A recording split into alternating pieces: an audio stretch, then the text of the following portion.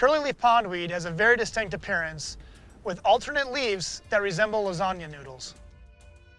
Although very common in ponds and bodies of water, it's very invasive and comes from Europe. Around July, the plant dies off and begins to drop its seeds to settle into the sediment at the bottom. Then the seeds germinate in the fall, producing plants with green foliage that survive throughout the winter. This weed is listed as noxious in many states across the map because it tends to crowd out native plants and can grow to nuisance levels. This plant, however, can provide some value to ponds because it grows throughout the winter.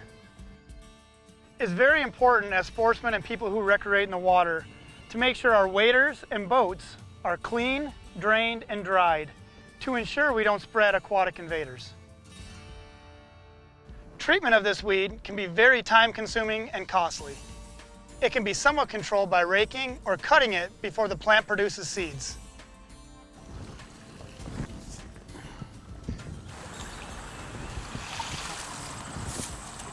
Hand pulling is a great method to get rid of curly-leaf pondweed. We just need to make sure we drag the weeds away from the bank to ensure that runoff and wind doesn't redeposit the seeds back in the water.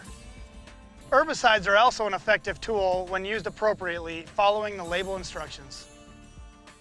In some states, grass carp can be used to help control curly-leaf because it is their preferred food.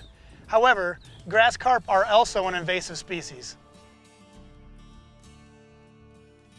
The most important thing about noxious weeds is to educate yourself, to protect the landscape for wildlife and future generations.